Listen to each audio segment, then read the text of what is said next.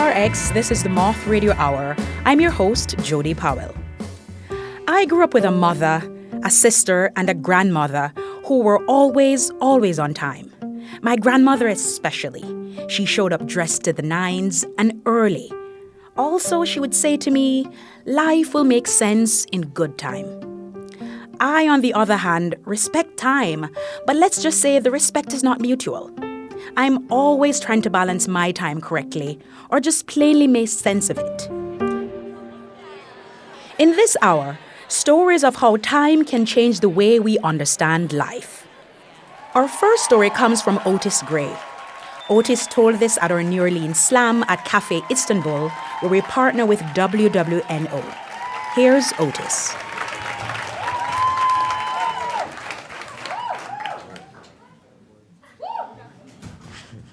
In the summer of 2018, after 7 years of an incredible relationship, my girlfriend and I were at a crossroads with our differences. And a big one of those was kids.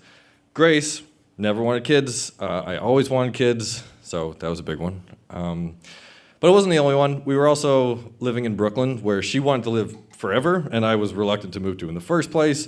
And she valued things like financial stability and, being able to go out and do nice, classy New York things. And I was a sculptor turned radio producer, so...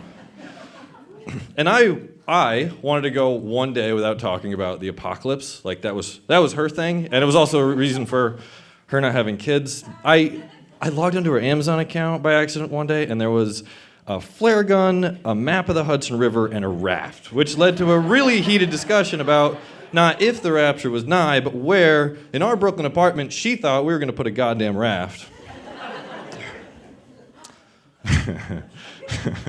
We loved each other very, very much. But it felt like we wanted things that we couldn't have together. And no matter how much we tried to change for each other, it just felt like we were fighting the inevitable and we were growing apart.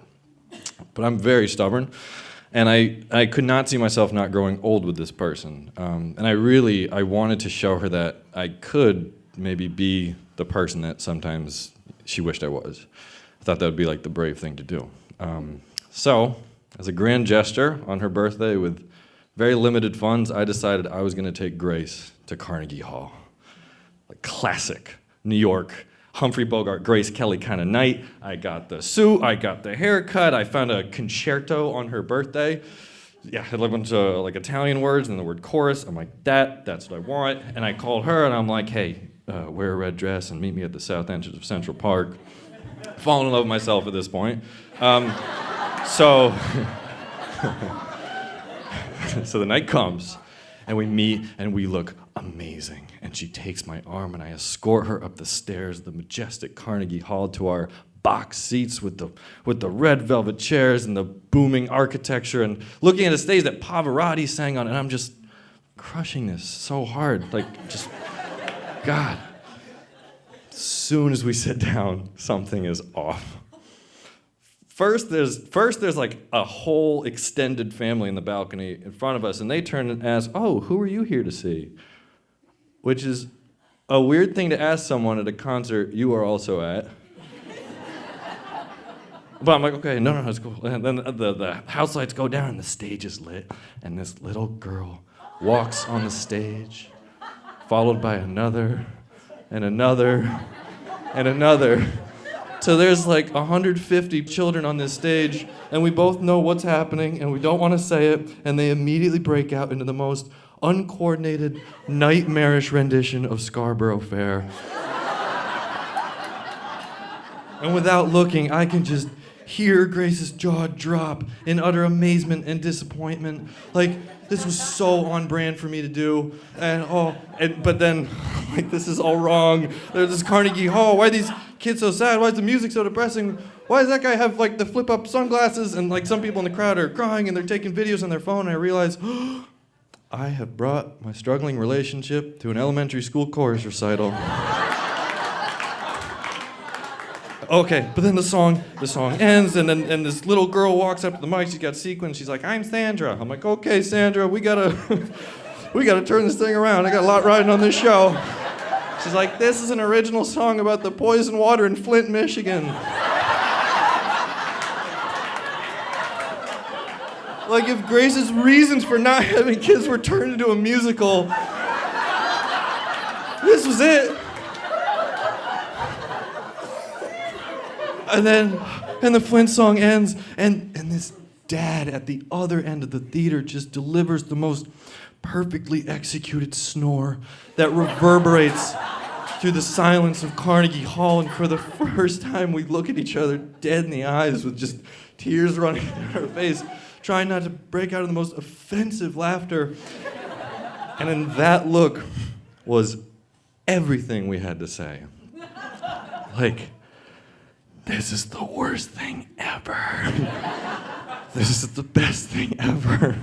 You're a total train wreck. You're a crazy person. I love you. I love you too so much. Are we breaking up? Yeah, I think so. Finally, intermission hits, and we sprint through the lobby and collapse outside in front of a bunch of parents on a smoke break and laugh at their children harder than we have laughed at anything in our entire lives. And 2 weeks later, we decided to break up, which was the hardest, saddest thing either of us had ever done, besides sitting through half of that concert. And what I know now is the brave thing to do is not to always just relentlessly try to make something the way that you thought it would be, but to know when to walk away from something, especially if you love it, and no matter how much it hurts. Grace and I are still really good friends, and I joke, that's how we're going to grow old together. And she's like, probably not. So statistically, with food shortages, it's just... But she promised that when the world does come to an end, I have a spot in her raft, as long as I promise to never, ever take her back to Carnegie Hall. Thank you.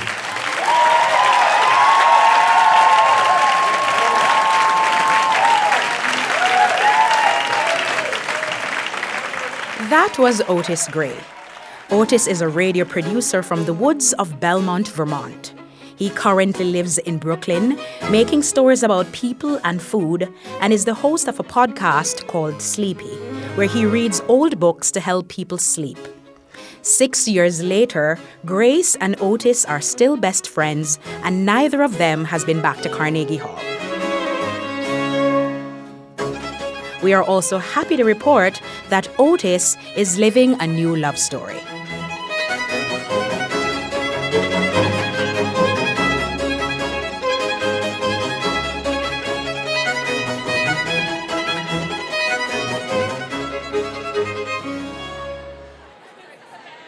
Our next storyteller, Reina Bolds, told the story at the Moth's 2023 Education Showcase at Culture Lab in Long Island City. Here's Reina.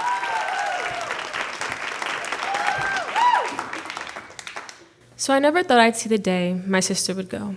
Me and my sister Brenda did everything together. We wore the same clothes sometimes. We liked to coordinate. It was the same blue jean shorts and purple shirt because purple was her favorite color.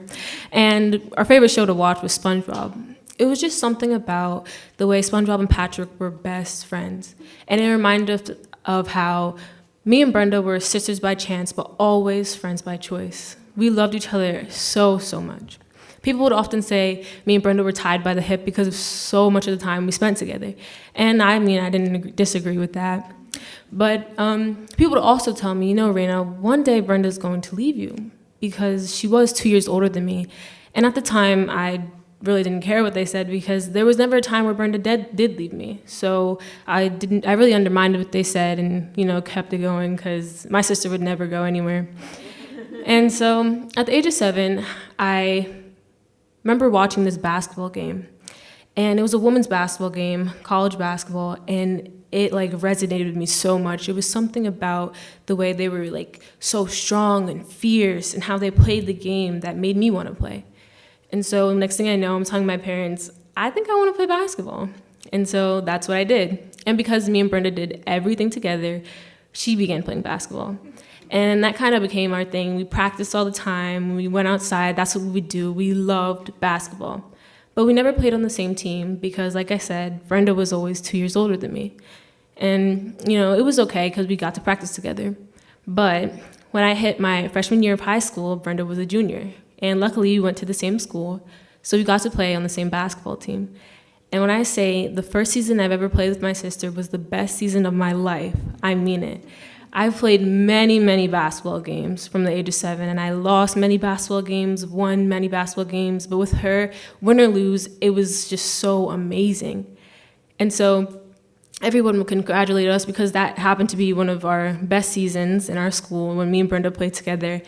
And next year, after that, I was a sophomore and Brenda was a senior. And as soon as the season started, everyone would ask me, Reina, how does it feel that Brenda's going to leave you for college? And I was just confused. I was like, what do you mean? Like, she's not going anywhere. Because, once again, I never, ever had a moment where Brenda would leave me. It was just, that never occurred to me that would happen. And so when they said it, I kind of felt angry. I was like, why would you ever say that to me? I kind of just thought they were jealous or they were just making it up because she couldn't leave me, And so the year goes by and we play another spectacular basketball season and everyone's congratulating us and we make it to our first playoff game. And it was a very, very interesting game. And we ended up winning by 3 points. And it was a beautiful thing. Our team was so happy, and that was another game I got to play with Brenda. And so our second basketball game, playoff basketball game, Brenda woke up that morning, and she was like, Reina, it's okay if we don't play another basketball game. I just want you to know, playing basketball was something that I will always cherish, and I will never, ever forget this time with you. And I looked at her, and I'm like, what is she talking about? She's not going anywhere. Why is she making this such a sentimental thing?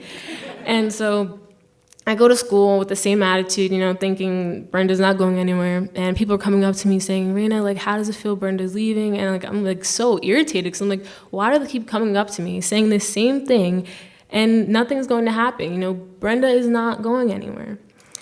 And so we get to the lunchroom, ready to depart the school to go to our game. And there, Brenda comes up to me again, and she's giving me another big hug, and she's like, Reina, I want you to know, win or lose, I really, really appreciated this time with you. I'll never forget, no matter how far I go. And I'm like, Brenda, you're not going anywhere. Why is this a thing? Why are people telling me she's leaving? This is crazy. And so we get to the game, and we get to the gym, and the stakes are already high as soon as we get there. The crowd is full, and there are people looking at us, already trash-talking us, because we had lost 5 games, and they were undefeated. So, we were kind of intimidated, and they were, not intimidated at all, because they thought they were going to win, And so warming up, I see the mood is just different on my team. And we had a very spectacular team that year. Our chemistry was right on. We played as a team, always. And so when I saw the mood was different, I was like, something's off.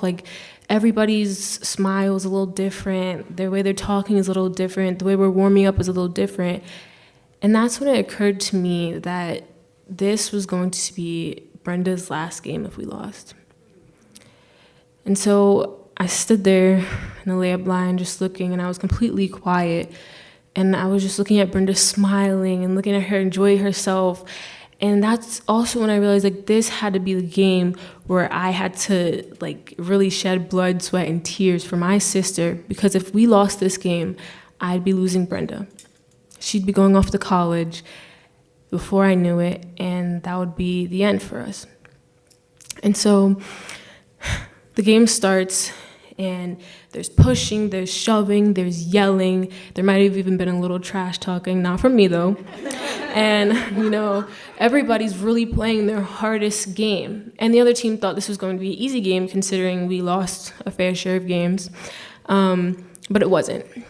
And by the time there are 30 seconds left in this game, we're up by 3. And I'm like, yes. And my chest is hurting, my heart is beating, and I'm like, we won this game, and Brenda gets to stay another game. I get to play another game with my sister, and I'm so overjoyed, and I'm running around, and we're all smiling, we're cheering. And then all of a sudden, I look at the clockboard again, and we're down by 3. There's 15 seconds left in the game, and I'm like, we have to win. Like, I have no choice. If we lose this game, I lose Brenda. I cannot let that happen. And so I go in for a layup, and I get fouled. And the thing about me is I don't work well under pressure at all. And like I said, the crowd was full. There's people yelling. They're like, you're gonna miss. And I'm like, maybe I will, but I'm not gonna show you that. And so I get to the foul line, and I turn around. I see Brenda. She's like, Reina, you got this. Take a deep breath. You can do it. I look at the bench where my coach and my team is, and they're like, Reina, you got it. Just take a deep breath. And so the ref passes me the ball. I take a deep breath. I look at the big red numbers, the big red 15 on the time clock, and I look at the big red rim, and I look up, and I'm like, I can do it. My hands are sweating. My heart is beating. I take a deep breath, like everyone said, and I shoot, and I miss. And I was like, how did I do that? Everything is on the line here. How could I possibly have missed this foul shot for my sister? But I didn't give up. I was like, maybe if I make the second one, somebody in my team can make a layup, they can shoot, and we could win. Maybe it could be a tie, maybe it could be a draw, maybe we go into overtime. I'm thinking of all the possibilities that I could have another game with my sister.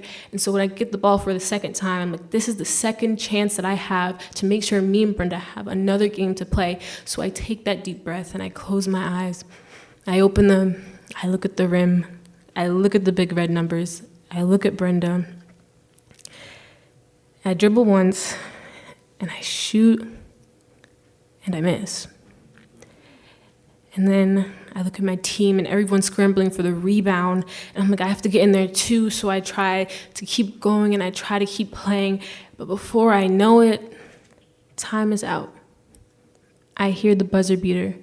The other team is cheering, and my team is just like, it's okay. Like, they're happy for the run that we had. And Brenda runs up to me, and she's like, Reina, you played great. And I'm like, how could she say that to me when I missed our only chance to play together again? And in that moment, I was like, I lost her. I lost the game, and I lost Brenda. And that was hard. And then, at the end of that year, Brenda went off to college. She ended up going to Cornell, which is really good. And the other day I went to go see her, and one of the first things we did was play basketball. And it was with that same smile that she had, the same fierceness. We never end a game because there's always arguments, and that's a foul, and you miss.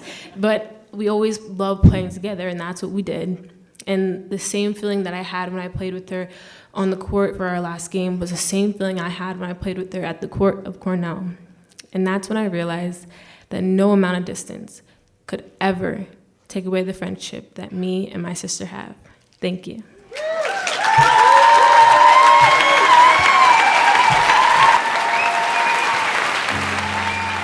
That was Reina Bolds. Reina is currently a senior in high school. We met Reina when she joined the Moth team at Eastside Community High School. Reina enjoys going on long walks with her dogs, playing basketball, and trying new foods.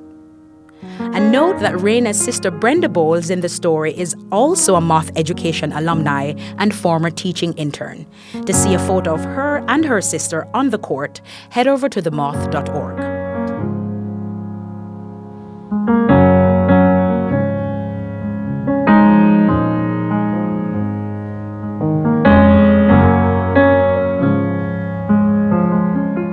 After the break, a young woman in Bangalore, India, is running out of time to decide who her arranged marriage partner will be. That's when the Moth Radio Hour continues.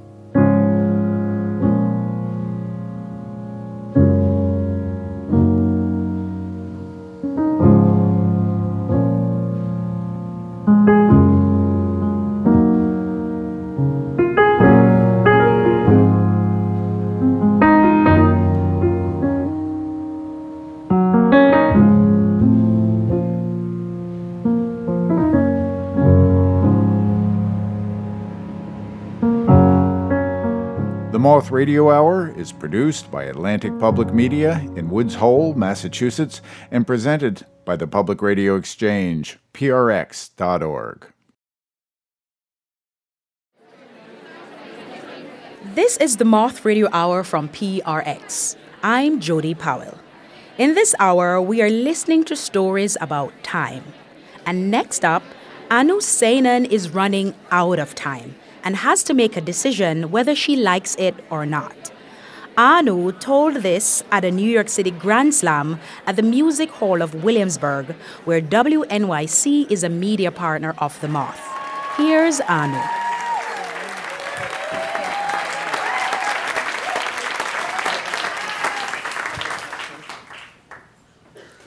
I was 21 when my dad started to look for a suitable boy for me. I was living in Bangalore, India at the time, and arranged marriages were pretty common in our family. It meant that not just the boy and the girl had to like each other, but the families also had to like each other. 4 years on, by the time I'm 25, I've met 14 boys. That's equal to 14 failed matches. Boy number 1 was very quiet and shy. I obviously loud and chatty. Never heard back from him. Boy number 6 was more into my high school grades than he was into me. I said no. Boy number 12, his profile seemed very interesting, but our horoscopes didn't match.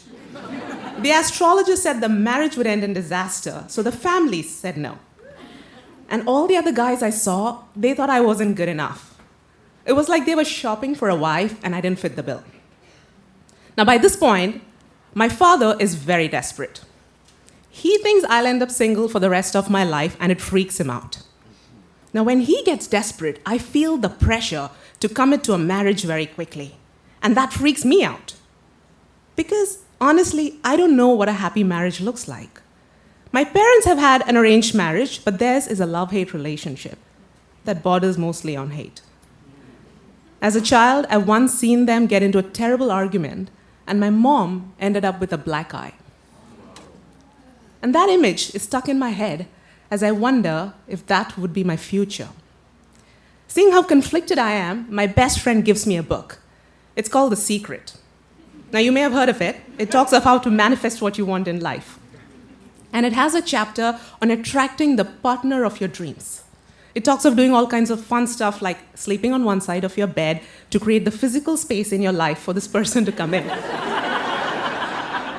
But my favorite is to create a list of all the qualities that you need in your partner. Now, this is easy. All I have to do is look to my parents' marriage and then decide what I don't want. My partner has to be loving. He has to be respectful. He has to be funny, because it's sexy. He has to be mature and confident, not insecure or jealous around my friends, especially the men. And he has to be understanding. That's it. Now, that weekend, Dad and I are going to meet boy number 15 in a coffee shop. One look at this guy, and I make a note to update my list. Now, I'm short, but he's shorter. He's also very nervous, and I'm not exactly warm. So coffee ends quickly, and as he leaves the coffee shop, my dad and we get into a massive argument. My father thinks I should marry him because he's good enough. I said, no way, he's too short. My father takes offense because he's 5'4". And he storms out of the coffee shop. I end up in tears and go to my best friend, because this is not the right guy for me. But my father doesn't seem to understand. So what do? My friend, she comes up with a very practical solution. She pulls out a coin from her purse, and she asks me to toss it. Heads, my family wins, I marry the boy. Tails, I win, I say no. Now I'm 25, tired of this matchmaking charade, and very keen to get my dad off my back. So I agreed to her plan. And I toss. It lands heads. We look at each other, and then I pick up the phone and call my mom. And I say it's a yes. Now, my mom is my biggest supporter. She really wants to see me happy, but she just let out a sigh of relief. Everyone's getting tired. That night, I cannot sleep because I've just gambled with my life and agreed to marry someone I don't know or even like. What am I doing? The next morning, my mom calls me back. Apparently, the boy said no. I'm telling you, rejection has never felt so good. Life goes on. Few months later, early December, my mom calls me back. Boy number 16 and his family are coming to our parents' house. So I go over, and as I walk into my parents' living room, I'm greeted by the boy's mom, aunt, uncle, the whole family is there. And then I turn to the boy, and he gives me a smile. It's very kind. And I smile back at him, and in that moment, I felt a connect. The family asked me a few questions, and then they leave the room to give us the space to talk. His name is Deepu, and he works in Delhi, in a different city. And he asked me if I can get a transfer from my office to Delhi. I say yes. In my head, that question translates to, do you like me? When they leave, I tell my mom it's a yes. The next day, Deepu's mom calls to say it's a yes. So we start chatting. And the next week, he surprises me by showing up in Bangalore with a teddy bear and a box of chocolates. I don't like teddy bears. But I love chocolates. We hang out the whole day, and in the evening, I take him bowling to meet my friends, and he hits it off with them. And by the end of the night, he has me laughing so hard, I stop to think. I can't remember the last time I felt so good. And that list seems to be coming true. Before I know it, I'm in love, and 6 months on, we get married in front of friends and family. Today, we have a 12-year-old son. And there's one thing he definitely doesn't know, and that's what an unhappy marriage looks like. Thank you.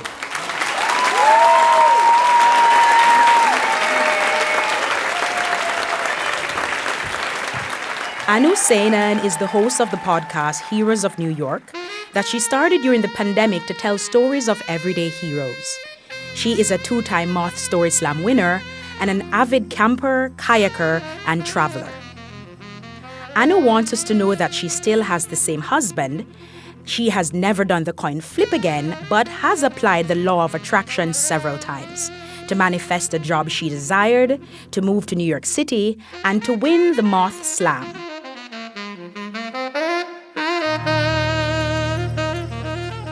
To see photos of Anu and her family, head over to themoth.org.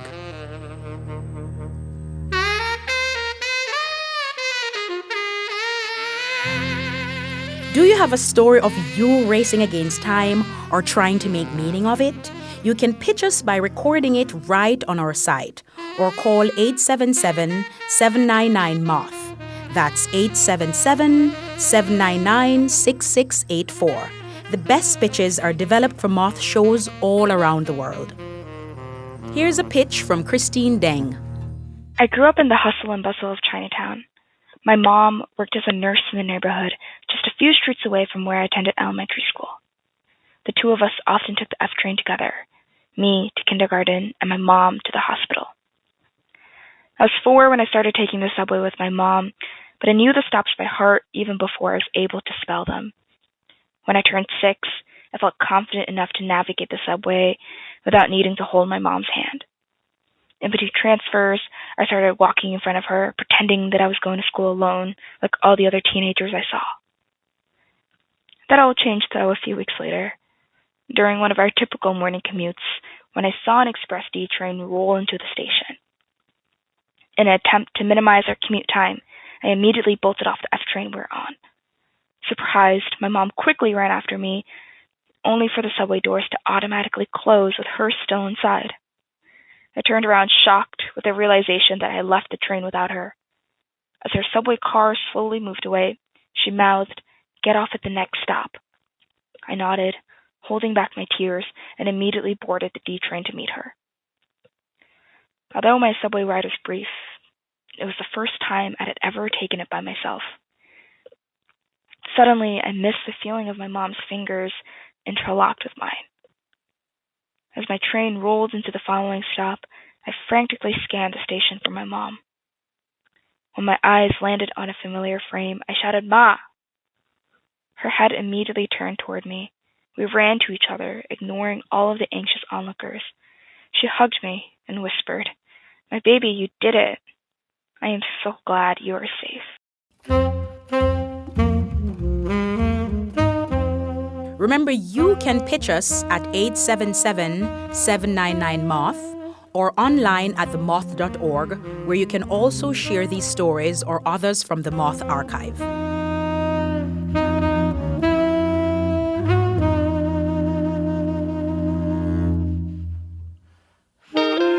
In a moment, a storyteller takes us down a hallway and up the stairwell to a room only a few know exists. That's when the Moth Radio Hour continues.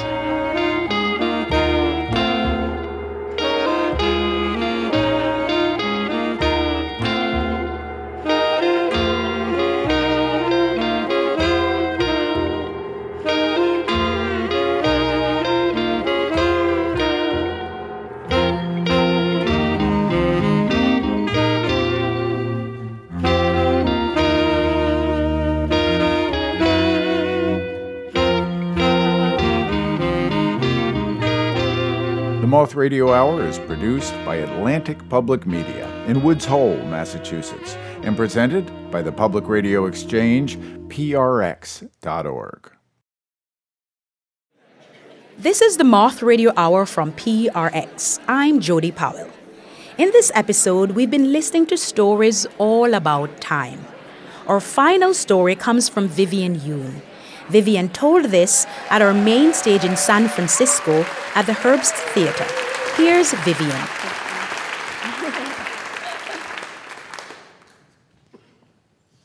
I grew up across the street from my high school. Every morning, I would bow goodbye to my grandma on the porch, and I would walk across the street to school. And she would stand there in her orange and cream pajamas and watch me while I went. And even though I could feel her eyes on me the entire time, I never turned around because I was too busy thinking the same thing over and over again. How did I get here? So ever since I was a little kid, my grandma, she would tell everyone she knew that I was so smart. I was like a little genius. She would constantly bring up the fact that I started reading at the age of 2, or how as a toddler I would just strike up conversations with strangers. My parents didn't think that these two things made me a genius, but they did want me to be smart. And my dad, he would do this thing where he would quiz me using these trivia cards for kids. And the stakes with these cards were so high, because every time I got a question wrong, it was devastating, right? Like it was somehow proof that I wasn't a genius after all. But when I got a question right, it was the best feeling in the world, because I could see the pride in my dad's face. And all I wanted to do was chase that feeling of him seeing me and seeing what I could do. But then my parents split up, and there were no more afternoons with the cards. I was now living with my dad and my grandma. My dad was busy with work. I barely saw my mom. And my grandma, she mostly stayed in her room where she watched Korean dramas and American baseball. And anytime she would come out of her room to where I was, she would always say the same thing to me in Korean. 공부 열심히 해야 돼. You have to study hard. She wanted me to get into a good school and get a good job and make lots of money, which, it's fine and kind of expected for a Korean grandmother, but it was also something she said to me every single time she saw me, which was multiple times a day, every day. And eventually it got to be so suffocating, right? Like the pressure was too much, and I started to feel like I couldn't even breathe without her telling me to study. So I started to avoid her. Eventually she caught on, and we saw each other less. And things got pretty lonely in that house. My parents would sometimes forget my birthdays, and I was usually in charge of making dinner for myself. My specialty was Chef Boyardee ravioli, mini, not regular. I had taste. And I watched a lot of TV. And my favorite shows at the time were these old sitcoms from the 80s and 90s, like Family Ties and Growing Pains, shows about happy families doing stuff together. And I idolized the teens in these stories, and I couldn't wait to go to high school and do all the classic American things they did, like walk across a grassy quad while holding your textbooks, or go to football games with friends, or stress out about who is taking who to prom. But when it came time for me to go to high school, my parents decided that it would be best for everyone if I went to the school across the street from my dad's house, an inner city high school that didn't have any of those classic American things I wanted. There was no grassy quad. The entire school was concrete and asphalt and chain link fence. And I didn't even think about going to football games or prom with friends because I didn't have any friends. At this school, I was just one faceless kid in a sea of thousands. And I felt completely invisible. And then one day, I was sitting in my biology class. You know, everyone's doing that thing where you take turns reading from the textbook. It's my turn, I start reading. And when I finish, I realize the entire class has gone silent, and the teacher is staring at me. And he writes me this note, and he hands it to me, and he says, "Take this to the 4th floor." Which is confusing because this building only has 3 floors. But I do what he says. I go up the main steps, I go to the 3rd floor, I turn right, and I see this plain, unmarked door that I've never noticed before. And I open the door, and I see this narrow stairwell leading up. And there are these giant, colorful dinosaur murals on both sides, and there's this security camera blinking down at me. And I get to the top of the steps, and I push the door open, and I step out onto the roof. And the only thing around are these 2 big blue double doors. And when I push them open, I see this giant classroom. It's got like floor-to-ceiling bookshelves lining the walls, and there's like natural light streaming in through the windows, and it looks nothing like the rest of the school below. And there are all these kids just walking around, hanging out.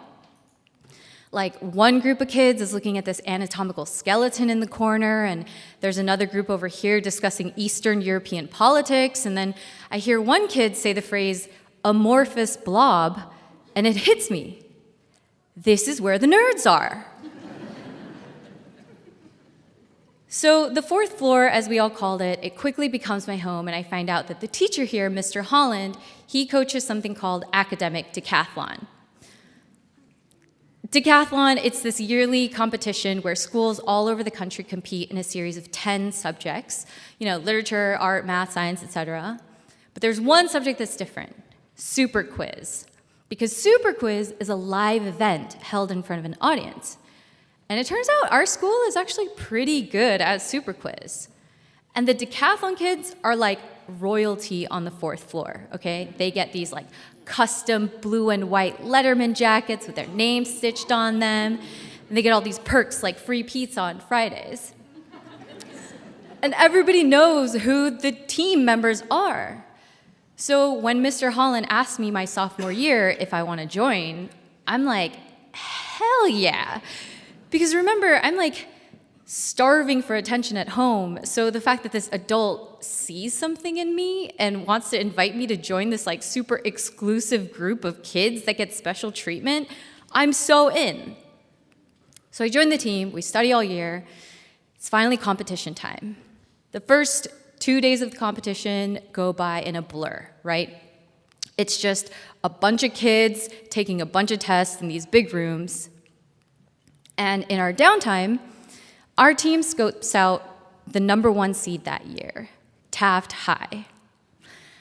And everybody on my team is super intimidated by the team captain at Taft because there are all these rumors about him, right? Like how he's getting a full ride to Stanford and how he got a perfect score on his SATs and how his family doesn't even own a microwave because his mom cooks home-cooked meals every night using the oven.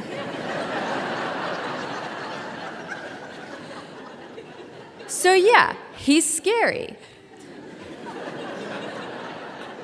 But me, I am more intimidated by the second in command at Taft because I have seen this kid wearing purple Uggs. And in my mind, You cannot be the kind of kid that wears purple Uggs unless you have the most loving and supportive parents who encourage you to do things like express yourself. And every time I see this kid in his purple Uggs, my mind instantly flashes to his home life. And I just picture his mom picking him up from school and saying, "How was your day, honey?" as she makes him ants on a log and PB&Js, but not too many snacks because dinner's already on the stove. And I compare that to my own life, where I come home after school to an empty house and eat canned food in front of the TV. And as I think about that difference between our two worlds, I feel myself disappearing. Like that picture in Back to the Future, I just feel myself fading until I'm not there anymore. We get to the morning of Super Quiz. I put on my blue and white Letterman jacket and I catch a ride to the venue with my friend because my parents are busy.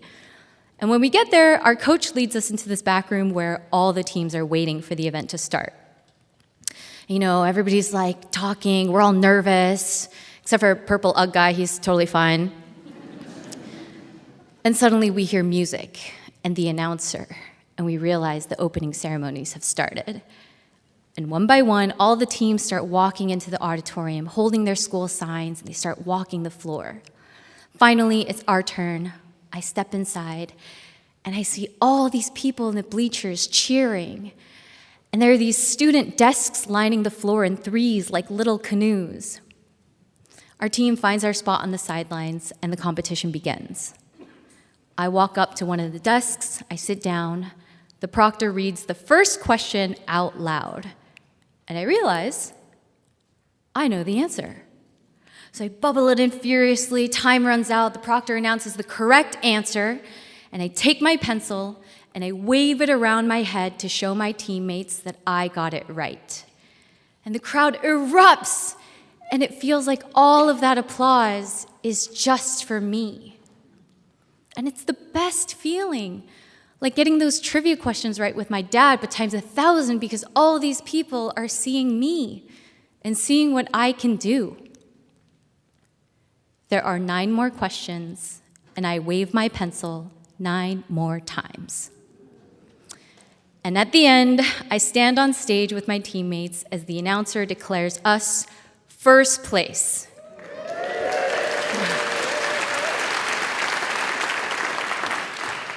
So our teammates, we are all hugging and cheering and high-fiving, and then slowly they all start to walk away to join their families who had come to see them. But I just hang back with my coach because no one had come to see me. And I look around and I see Purple Ugg guy with his family. I'm right, they totally love him. And even though his team didn't win, I see his mom say to him, "I am so proud of you." And when I get home, my dad's out, my grandma's waiting by the door, she wants to know how it went. I show her my medals and I tell her we won, and she wants to know more, but I tell her I'm tired.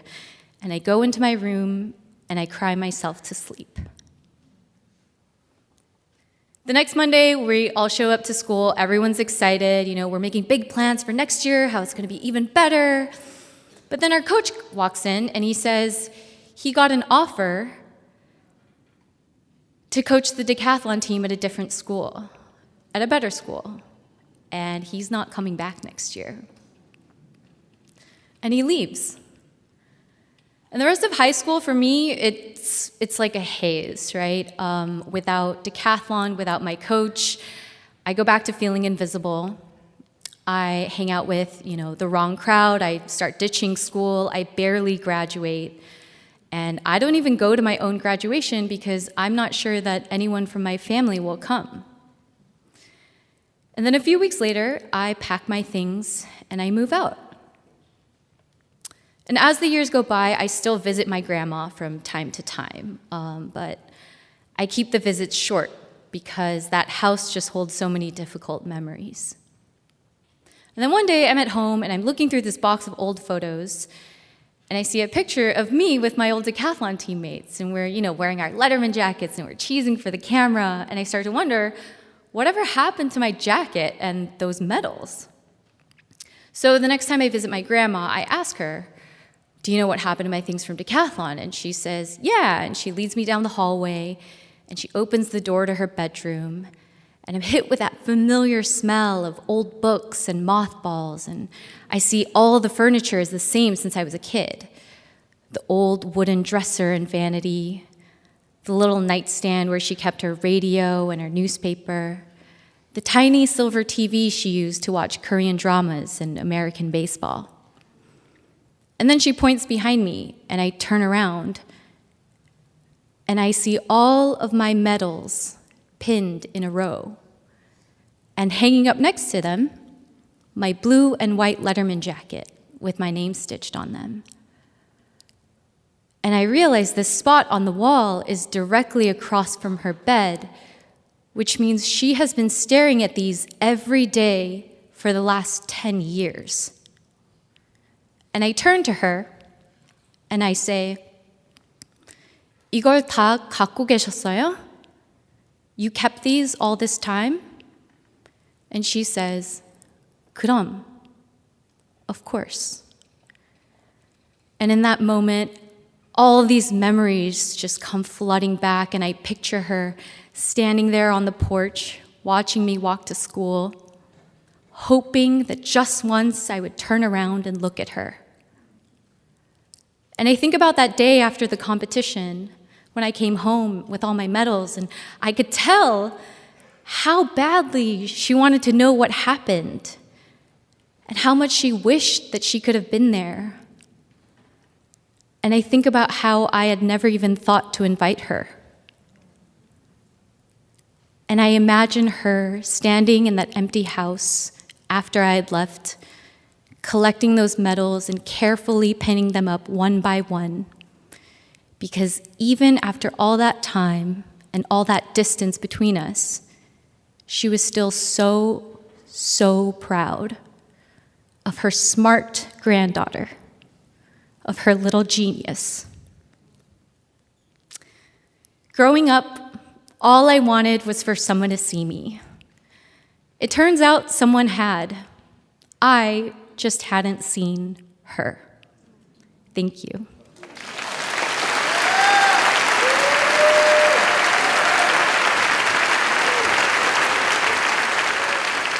Vivian Yoon is a Korean-American writer and performer from Koreatown, Los Angeles. She recently wrote and hosted the award-winning podcast, K-Pop Dreaming. The series blends memoir, oral history, and pop culture analysis to explore Korean culture through music. Vivian said she went back to LA High a few years ago, and the fourth floor no longer exists. Turns out the place closed down shortly after that decathlon coach left the school. Current teachers she spoke with had no idea it had even been a thing.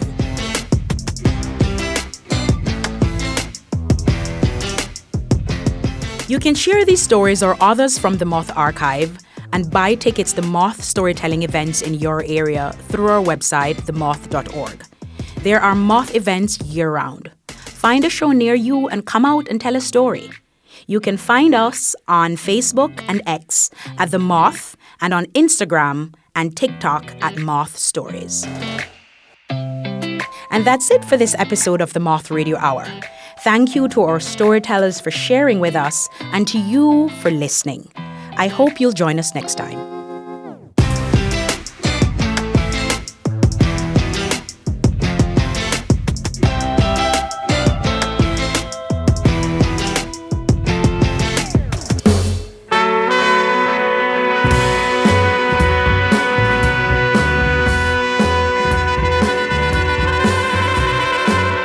This episode of the Moth Radio Hour was produced by me, Jay Allison, and Jodi Powell, who also hosted and directed the stories in the show. Co-producer is Vicki Merrick, associate producer Emily Couch. Additional education program instruction by Amy Blumberg and Eric Carrera. The rest of the Moth leadership team includes Sarah Haberman, Sarah Austin-Jeunesse, Jennifer Hickson, Meg Bowles, Kate Tellers, Marina Kluche, Leanne Gully, Suzanne Rust, Brandon Grant, Sarah Jane Johnson, and Aldi Kaza. The Moth Education Program is made possible by generous support from unlikely collaborators. Additional program support is provided by the New York State Council on the Arts, the New York City Department of Cultural Affairs, Alice Gottesman, the Cornelia T. Bailey Foundation, and Con Edison. Most stories are true as remembered and affirmed by the Storytellers. Our theme music is by The Drift. Other music in this hour from Stellwagen Symphonette, Antonio Vivaldi, Phil Cook, Little Bang, and Espa. We receive funding from the National Endowment for the Arts. The Moth Radio Hour is produced by Atlantic Public Media in Woods Hole, Massachusetts, and presented by PRX. For more about our podcast, for information on pitching us your own story, which we always hope you will, and everything else, go to our website, themoth.org.